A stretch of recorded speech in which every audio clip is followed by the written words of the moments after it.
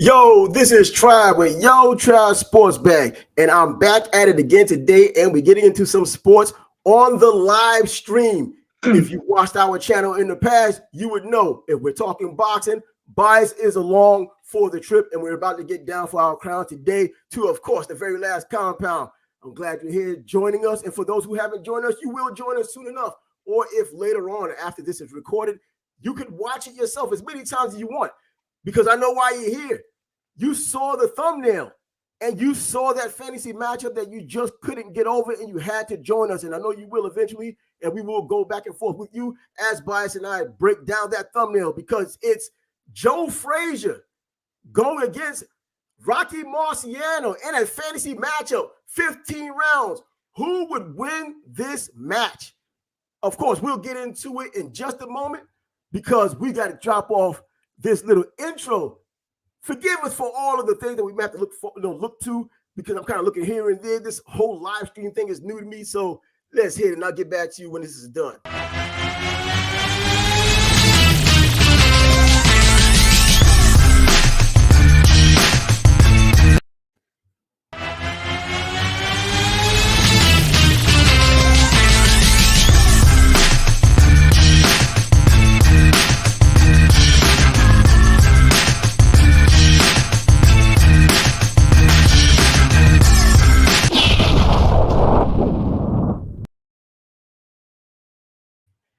Yo, as I said, we're having difficulties, but we got through it, and we're going to get into this fantasy matchup. Bias is along for the ride. Bias wants to talk with me and with you all about this fantasy matchup, one that is intriguing as hell. That's why we brought it to your attention.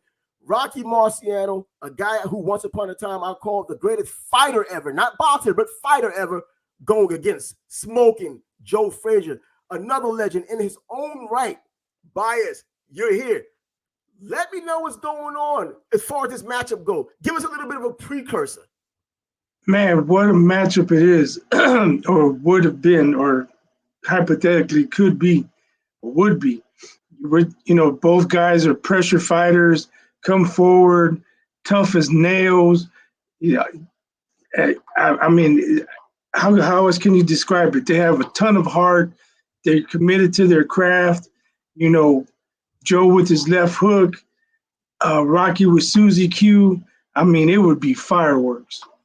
Exactly. And, there's a lot of similarities to these two guys. They're both shorter guys for heavyweights. They're both powerful guys. They're both completely relentless. Their resolve has been tested, and they've come through the rain of fire after those tests. They're absolutely powerful between the both of them. I mean, Joe Frazier was known for the left hook. Rocky Marciano was known for Susie Q, but he also had the left hand as well. He just clubbed you to death. And between the both of them, in their entire careers, probably on video, they probably threw a total of 20 jabs. So we know what kind of a fight we're getting with both of these guys.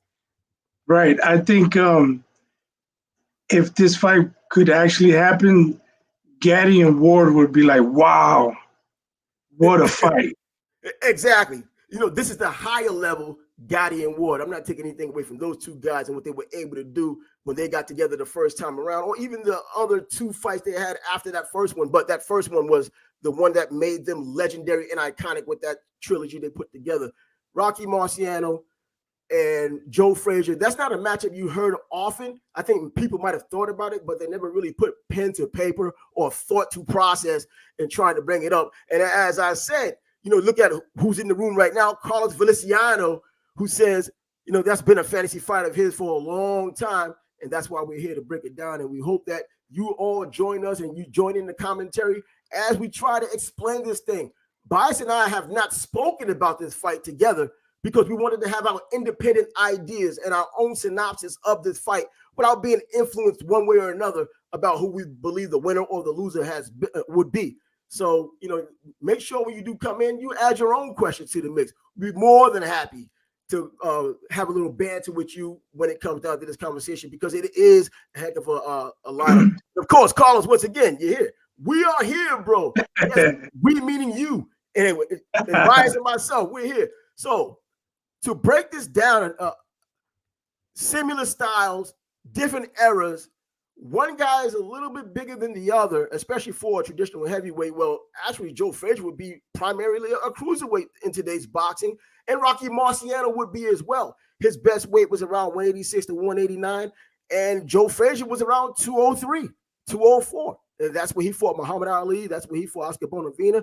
He wasn't that big, but he was just a powerful guy who just kept coming. Right. I mean, I think they could fight in the phone booth. The size of the ring wouldn't matter. Neither one of them's going to take a step back if they could help it. And it would probably come down to a battle of wills. Who can impose their will on the other? And, I mean, that is intriguing because both of them were so mentally tough. Yeah, that exactly. They both were mentally tough. And it's an understatement to say it would be a firefight. I just can't imagine this fight going 15 rounds. I just can't, because there would be so much punishment given and taken with these guys and the power they've shown and the way they fought throughout their careers. Joe Frazier, he fought arguably the best puncher in the history of boxing with George Foreman. Of course, Ernie Shavers, the late Ernie Shavers, was considered the biggest and hardest puncher in boxing history. But George Foreman, I mean, his record isn't no slouch either. And he was a champion of the world, taking on the very best. We've seen Ernie Shavers lose fights and multiple fights with his power being displayed, and it still wasn't the saving grace that you would think knockout power would be. But as far as Joe Frazier goes, he was able to take these shots. He's gone down several times in his career, but he's always gotten a chance to get up, even against George Foreman. If it weren't for his corner or the referee stopping the fight, he would have kept on going. Right. And that's one thing I was going to bring up. What era is it going to be fought in? Because, Rocky had to fight where his nose was hanging off and they never stopped it. If that fight happens now, that fight's getting stopped and he's losing his zero. Yeah. But if Eddie Futch is in the corner and Joe's taking too much punishment, he's stopping the fight. So, we got to figure out, what terms and what era it's going to take place in. Yeah, great point, because I was even thinking about that when I brought up the matchup of how it will be played out as far as people officiating the fight, whether the judges or is the referee going to have a say? You have the judges speak and the ref, or are there going to be three judges? I think if you just look at the essence of both fighters, I think that's just more important. It's paramount right now. Just look at the two essence of each fighter's perfect scenario, meaning that, the referee won't have much to say about it, and the corners are only going to have instruction to give to these fighters to go out and combat one another, and it's going to be ultimately up to them to go out there and battle and see who the better man is. I mean, Rocky Marciano being the smaller guy, but he has shown that he could beat the bigger guys. Now, were they on Joe Frazier's level? No, I don't believe so. But as far as punchers go, skill-wise, he's dealt with fighters who were more skilled than Joe Frazier. But boxing is always the theater of styles making fights. So we can't just say because he had beaten this guy, he's definitely going to beat this guy. Well, Muhammad Ali was a skilled boxer, and Joe Frazier, even though Ali was out for nearly 4 years, and only had 2 fights until he met Frazier, he was able to knock Ali down. He was able to get the decision in that 15-round fight. On the other hand, he fights someone like Bob Foster, one of the greatest light heavyweights ever. He gets lit up in 2 rounds, and that's it. Right. Yeah, when you brought this matchup to me, my first thought was I think this fighter would win. But, since I've had a couple days to have in the back of my mind, kind of going back and forth, it's a toss-up. It is a toss-up. And there's some things you throw out there like Joe Frazier. He was a smaller heavyweight, as I said, and I look at it on the screen, compared to Liston, compared to Foreman, even Ali, he was a smaller guy. But like Marciano, he just worked with what he had. And he was one of these guys where the intangible was toughness. That's something you just can't teach. You can teach someone how to throw a jab. You can teach someone how to throw combinations and a hook and all of these things that make you look like a beautiful boxer. But ultimately, when it comes down to a battle of attrition, toughness is what's going to be your saving grace in many occasions. The jabbing and the hooks and all that won't have, and the staying away and looking pretty is not going to be it at a moment's notice. It's going to be a brimstone and fire kind of fight. And that's where these two have shown and demonstrated in past fights that they were able to overcome the adversity, overcome the pain and punishment from their opponents. And in many cases, especially in Joe Frazier's case, he was able to overwhelm the person that was beating him and came back to win. Right. You know, in boxing, a lot of times the two best boxers of a certain division, one seems to be a bull, the other seems to be a matador. Both of these guys are bulls. And it would be a very, what's the word I'm thinking of? It would just be a clash, big time clash. Oh, it would. Yeah, it would. You would have two trains colliding head on. And whichever train was built the best would probably be the one to survive, because there aren't any guarantees in a fight like this when you have two guys who are willing to go down on their shield. And we've seen it more so in Marciano because he never lost than Joe Frazier, who has lost, but because of the errors, we're talking about George Foreman hitting someone, and then you see the hardest puncher that Marciano had fought, which was Joe Louis, but it was an older Joe Louis. But you know what? You can't have it both ways when you make up these arguments, and you cannot make it an argument of convenience. You have to look at someone like Joe Louis and say, you know what? He was an older guy, but the punch, they say, is always the last thing to go in the fighter. And he did hit Rocky on a number of occasions, and Rocky was still there. Now, could he have done it in succession like he would have as a young guy? Obviously, he didn't. And Rocky won the fight. But Joe Frazier, the punches he had taken from Ali wasn't known as a puncher, but when you get to the heavyweight ranks and you're 215, 212 pounds, and you're a big man, and you're hitting on someone 203, 205, that wear and tear, especially over 15 rounds, especially with the style that Joe Frazier had, just coming ahead. As Larry Merchant once said, he was a truth machine. He was going to get the truth out of you. If you was a phony, you were going to find out sometime during the fight. Yeah. Hey, did Rocky ever get dropped? Rocky got dropped twice. He was dropped by Jersey Joe Walcott when they fought in their first fight, and then he was dropped in his last fight against Archie Moore. He was dropped in the second round, but by right hand, Archie Moore, a former light heavyweight, but was heavier than Rocky in the fight when they did fight. And let me see, I can read one of these comments. Surrealist Idealist, he says, even though they could both hit so hard, they both could take so much punishment, or I guess so much. I think it would be likely to go 15 rounds, and that's Marciano's territory. You know, just the overall toughness that these two had, but the power that they had and the relentless styles that they had. You know what? I would love to see it go 15 rounds, but neither one of these guys would be the same after 15 rounds. Whatever the next fight was, should have been just mashed potatoes. Right. And see, I was leaning towards Joe because I was thinking Joe would fight a style that would kind of surprise Rocky. Like, whoa, where's this guy coming from? But Rocky's not going to go anywhere. So that's why I'm saying it's a toss-up in my mind. I'm not sure if I could call it. Well, you know, I look at Carlo Feliciano right now, who had the better chin. Well, you know what? It once again kind of goes to which era, because we could look at George Foreman hitting someone, and then you can look at the hardest puncher, which is Joe Louis hitting someone. You know, an older Joe Louis still with the heavy hands, but he couldn't put down Marciano. But a former light heavyweight and Archie Moore was able to do it, and an older fighter with still some skill with Jersey Joe Walcott was able to do it. On the other hand, Frazier was knocked down 6 times just by George Foreman in one fight, and then knocked down 2 more times in their rematch. And then he was knocked down twice by Oscar Bonavena. The better chin goes to Rocky Marciano, in my opinion, because of that. I agree with that. I agree. So, and you know, and that's another thing when I was looking at this matchup and just knowing the boxing history as I have, and just, you know, really liking Frazier because I'm an Ali fan, but I really respect and like Frazier now as an adult. As a kid, I was being idiotic about it. I didn't even shake his hand one time when I met him because I was such an Ali fan when I was 18. Man, dumb things, dumb decisions. But either way, he fought Oscar Bonavena, who was not as powerful as Rocky Marciano, and he went down 2 times in that first fight they had. Now, granted, it was his 11th fight of his career. He was just about 2 years removed from the Olympics in 1964. This was a fight in 1966, and he was dropped twice and won a controversial split decision against Oscar Bonavena, a guy, and once again, styles making fights.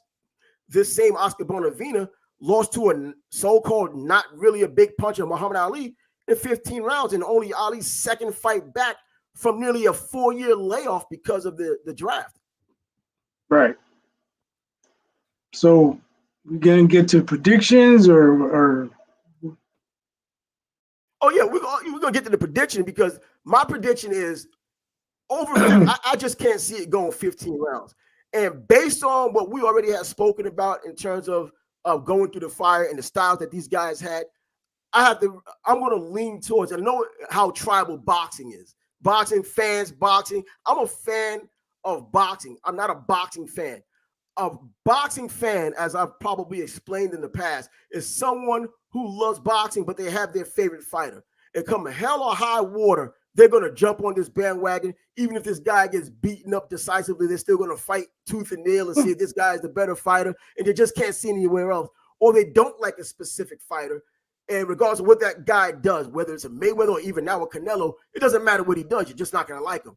So a boxing fan like I am, I have my favorite boxer, which is Muhammad Ali. But I can also see, and I can acknowledge, and I can accept that if a controversial decision went his way, I could put my head down and say, dog it, you know what? They got it wrong. Like I would have said in 1976, if I were old enough to say it, when he fought Ken Norton at Yankee Stadium, when a controversial fight, he should have easily lost that fight. If you watch that fight, I can't even watch it twice now.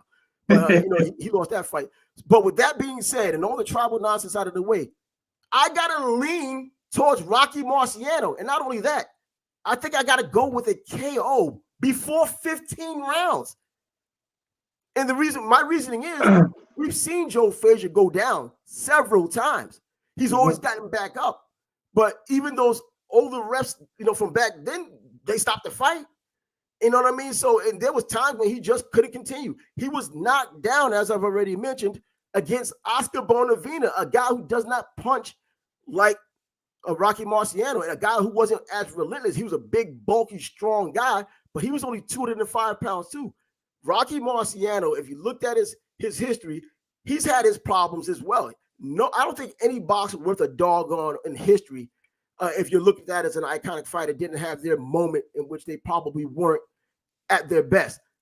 Joe Louis, he was beaten by Max Schmeling the first time. He came back and got the win. But then we're talking about a fight against Arturo Godoy, their first fight.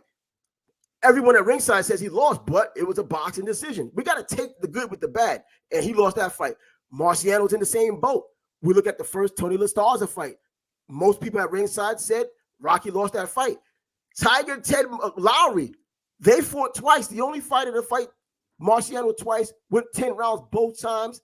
There was 3,696 people in the audience at Rhode Island Auditorium, and everyone at ringside, almost everyone to a T, says that he beat Rocky Marciano. Rocky was 20-0 at the time with 19 KOs. He was mowing through everybody. He was in his home area. He's from Massachusetts, but that Rhode Island area still is part of New England, and they came to see him, and they were booing the decision. There isn't any video of it. And Tiger Ted Lowry beat him, and a lot of people said that it might have been a fixed fight because after the fourth round, after he had hurt Marciano multiple times leading to that fourth round with uppercuts and staggered him, that he took his foot off the gas, and they thought that he might have gotten a little message in between rounds of, bro, you need to chill with this because this guy's going to be champ one day. That's the story. We can't confirm it because there aren't any videos. But anyways, I'm making this story long. But he fought Tiger Ted Lowry, and then the rematch was a legitimate loss. They fought again in 1950 because he fought in 1949. They fought again in 1950. He beat him legitimately in the second fight. But the Roland La Starza and the Ted Lowry fights were the two fights that were controversial on Rocky's resume.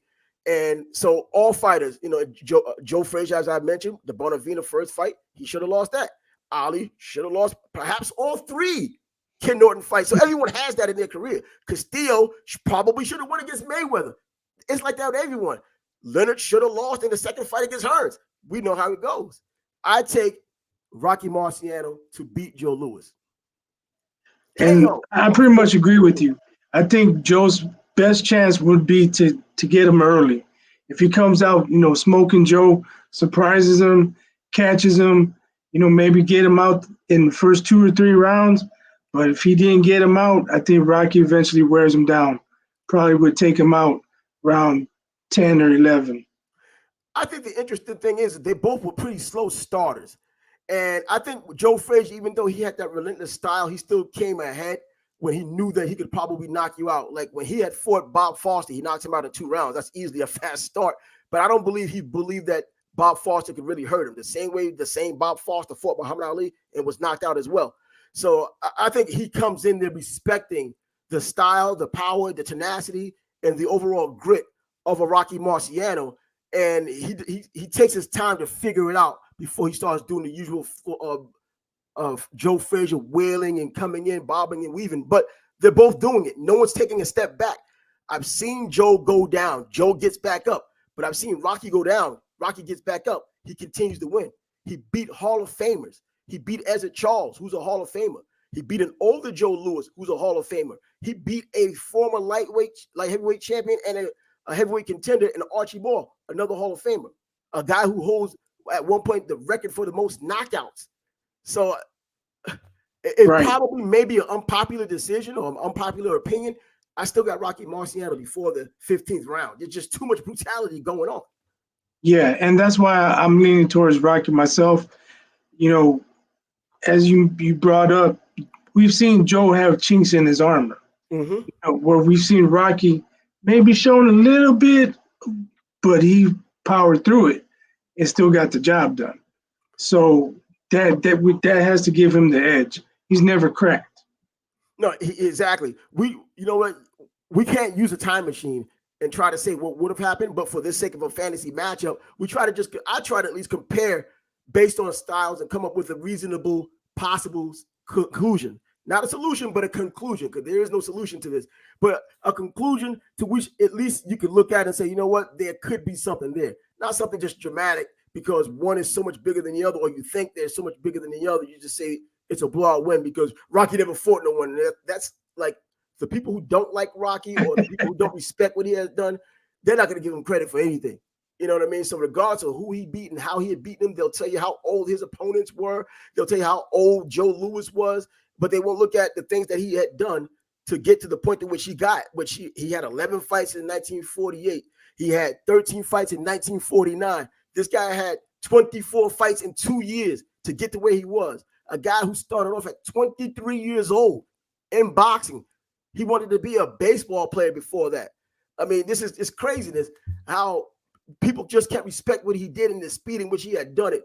And of course, you get the mafia ties because I've heard people say, you know, back then everybody was in the mafia.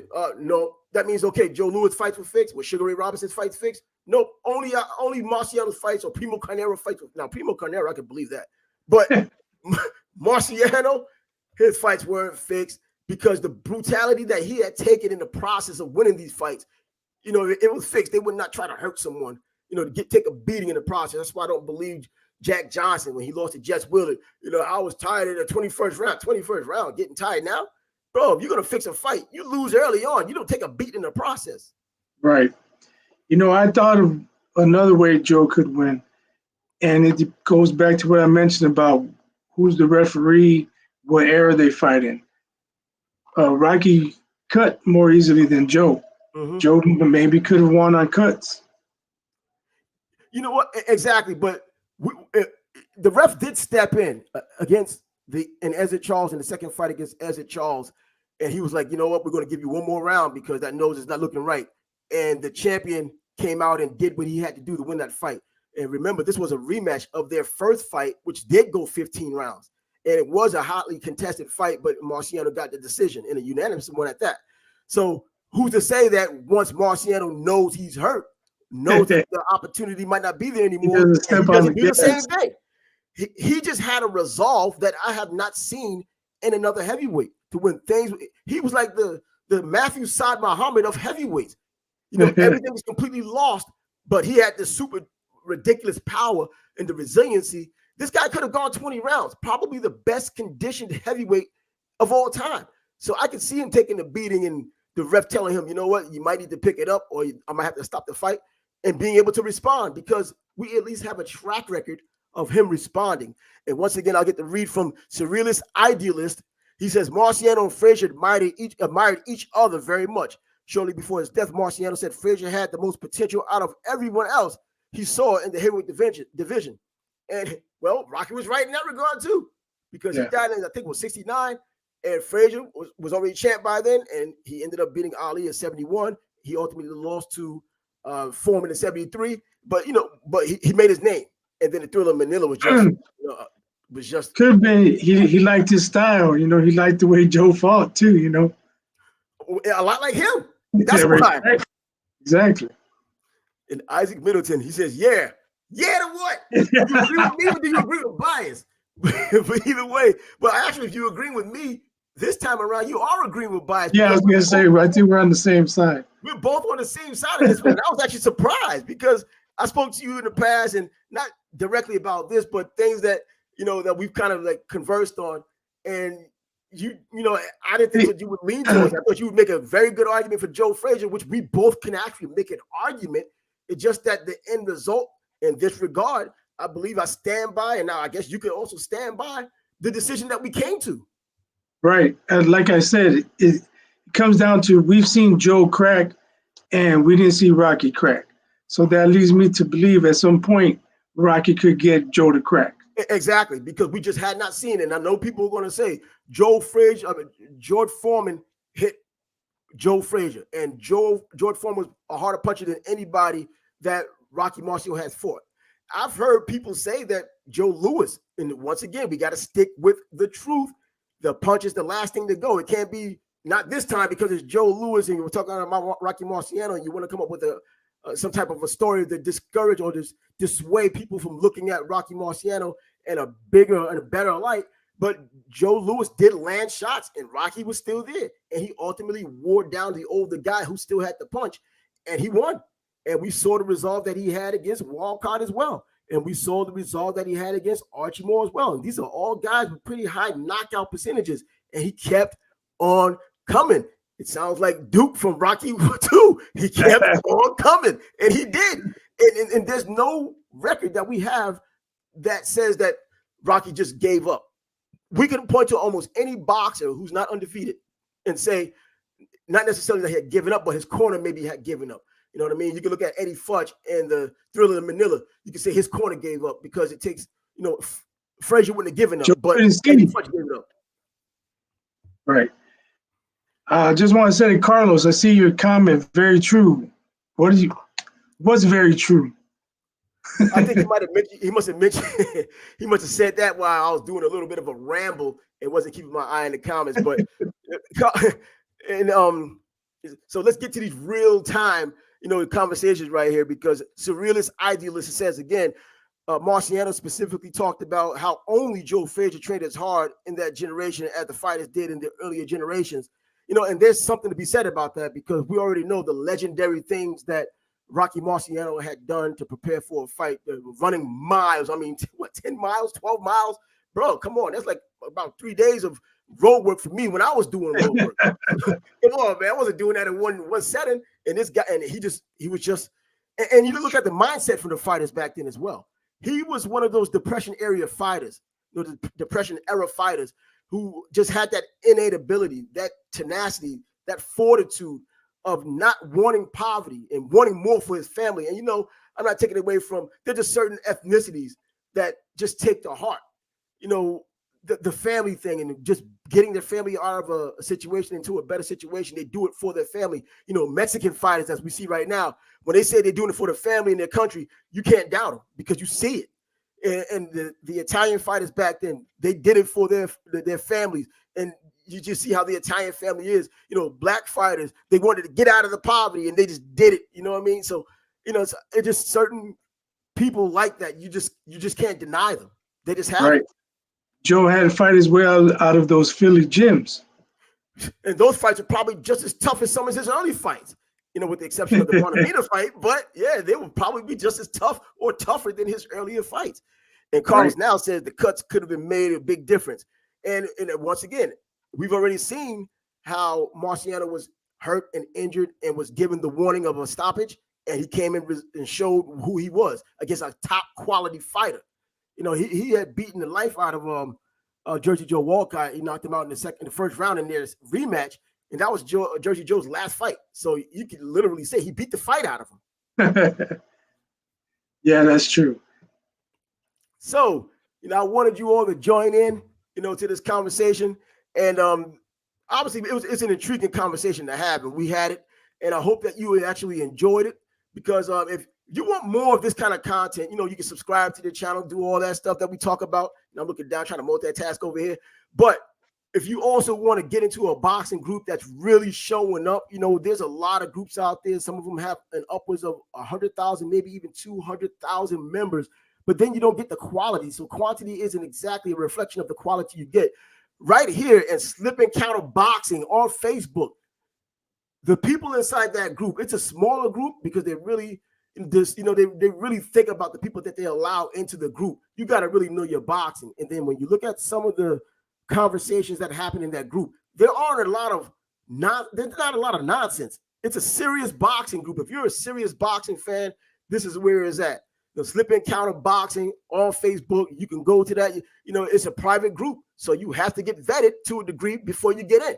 So I'm just posting it out there. So Bias is a part of it. I'm a part of it, and I'm not just saying it because I'm a part of it. Because before I became a part of it, Bias. I think Bias gave me the recommendation to come in because he knows he used to own Old School Boxing. He ran Old School Boxing, which was nearly 100,000 people. But you know how that can get out of hand with people who aren't really serious about boxing. You start getting a whole bunch of trolls. I can dig the trolls, man, but troll with some education, especially when it comes to boxing. It's a serious game out there. But anyway, I can vouch for Slip and Counter. There's absolutely. A lot of knowledgeable people in there. No trolls. There's no BS. No jock sniffers, nut huggers, whatever you want to call them. None of that going on. Exactly. So if you need a boxing group, in addition to the other boxing groups you might go to, Slip and Counter Boxing on Facebook is the place to go. You come in, you're going to get vetted. They'll ask you a couple of questions. You'll get your invite if your questions are valid and you agree to the terms of the group. And then you can just join in. You will be better for it because of the information you get from some of these people, if not a lot of these people, who know what the hell they're talking about. And they could separate their fandom from reality. So go ahead and do that. I thought I'd drop that line to you as well. Any last words, Bias, before we end this broadcast on this live stream? No, just thanks for having me again. It's always a pleasure. Always enjoy myself. It's a blast. And since you mentioned Slip and Counter, give my boy Chris Way a shout out. He's the one who started that group. Yes. And that's a very knowledgeable guy. He was on Old School Boxing with us, and he started a really good group. Yeah, exactly. Chris, exactly. He knows it. This guy is like the king of lists. And I'm seriously, he'll come in 100 top 100 boxers of all time list. The top 100 boxers, the top 100 left-handed boxers, bro. I didn't know there was 100 left-handers in boxing, but it's that kind of a thing. And then not only that, even basketball, this guy comes up with a list. But if you want to come to a serious boxing group, hey, I'm not getting any endorsement for this, so you can go to that boxing group. I just like having someone or some group of people to converse with when it comes down to the fight game, because that's very rare, especially on the internet, where more people are interested in look at me than bringing something to the table so that you can look at them. So for Bias and myself, I'm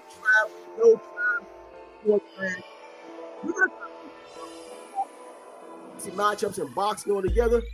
But until next time.